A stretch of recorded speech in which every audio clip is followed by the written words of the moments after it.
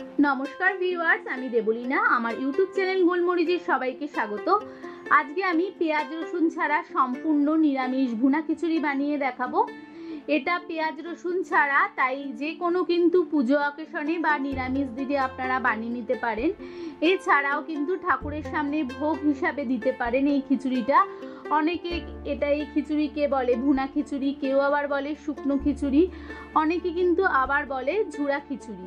তবে যে যাই বলুক না কেন, এই খিচুড়িটা কিন্তু খেতে খুবই ভালো লাগে আর পারফেক্ট ঝুরঝুরা হয় কিভাবে, সেটাই আজকে আমি আপনাদের সাথে শেয়ার করব সমস্ত টিপস সহ।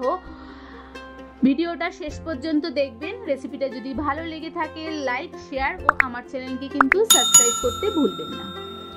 প্রথমেই এখানে আমি 2 কাপ ডাল নিয়ে নিচ্ছি। এখানে আমি মুগ ডাল নিয়েছি, আর ওই কাপেরই আমি 2 কাপ আবার চাল নিয়ে নিচ্ছি। এখানে আমি গোবিন্দভোগ চাল নিয়েছি। এবার ডালটা কিন্তু আমি এখন ধোবো না, প্রথমে ভাজবো তারপরে ধোবো। আর চালটা আমি খুব ভালোভাবে ধুয়ে পরিষ্কার করে নিয়ে একদম জল ঝরিয়ে নেব।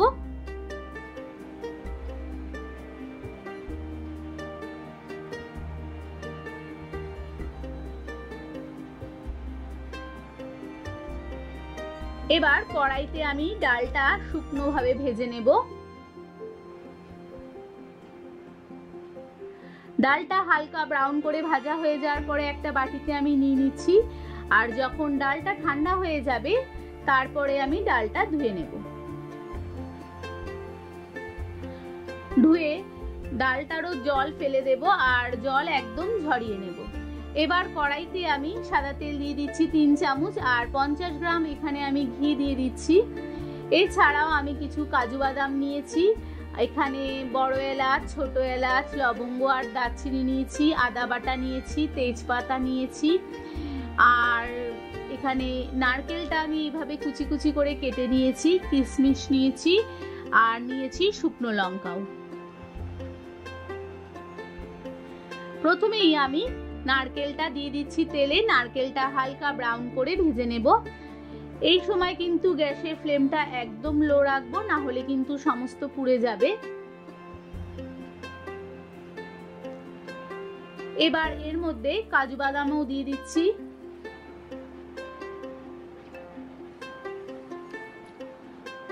সব শেষে এখানে আমি কিশমিশ দিয়ে দিচ্ছি।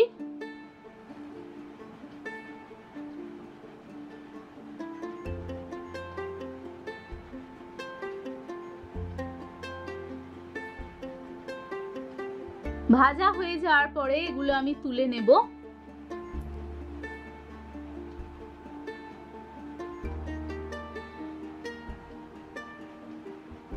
এবার এই তেলেই আমি তেজপাতা ফোড়নে দিয়ে দেব, আর বড় এলাচ, ছোট এলাচ, লবঙ্গ, দারচিনিও দিয়ে দেব। আপনারা চাইলে কিন্তু কেউ শুকনো লঙ্কা এই সময়ও দিয়ে দিতে পারেন, তবে আমি পরে দিয়েছি। আর আদা বাটাও এর মধ্যে দিয়ে দিচ্ছি। এরপরে যে চালটা আমি ধুয়ে রেখেছিলাম গোবিন্দভোগ, সেই চালটা দিয়ে দিলাম।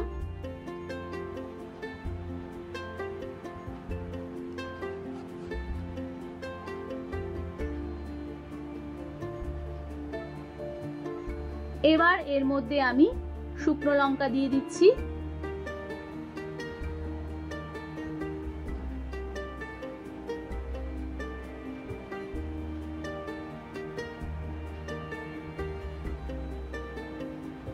এরপরে যে ডালটা আমি ভেজে ধুয়ে রেখেছিলাম সেই ডালটাও এর মধ্যে দিয়ে দেব। চাল আর ডালটা কিন্তু খুব ভালোভাবে ভেজে নিতে হবে, যাতে সমস্ত চাল ডালের জলটা শুকিয়ে যায়।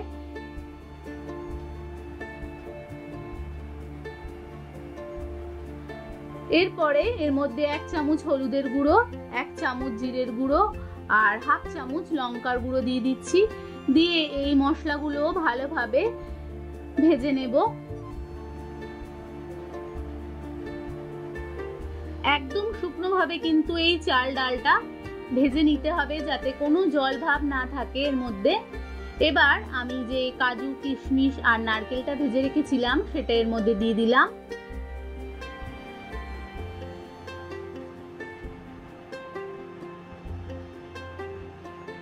এবার এটা আমি প্রেসার কুকারে নিয়ে নিচ্ছি। এখানে প্রেসার কুকারে এবার আমি জল দিয়ে দেব।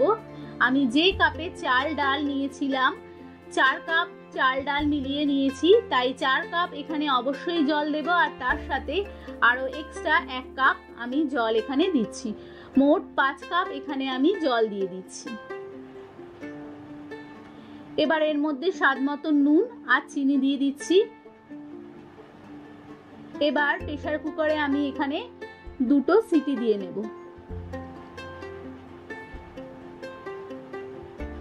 দেখুন একদম কিভাবে পারফেক্ট ভাবে ঝুরঝুরা হয়েছে। আর আপনারা কিন্তু অবশ্যই সিটিটা বন্ধ করার পরে সিটিটা কিন্তু যে ধোঁয়াটা ভেতরে থাকে সেটা নিজের থেকে বার করবেন না। আস্তে আস্তে যখন ঠান্ডা একদম হয়ে যাবে তখনই কিন্তু আপনারা প্রেসার কুকারের ঢাকনিটা খুলবেন। এইভাবে কিন্তু আপনারা পারফেক্ট ঝুরঝুরা ভুনা খিচুড়ি বানিয়ে নিতে পারবেন।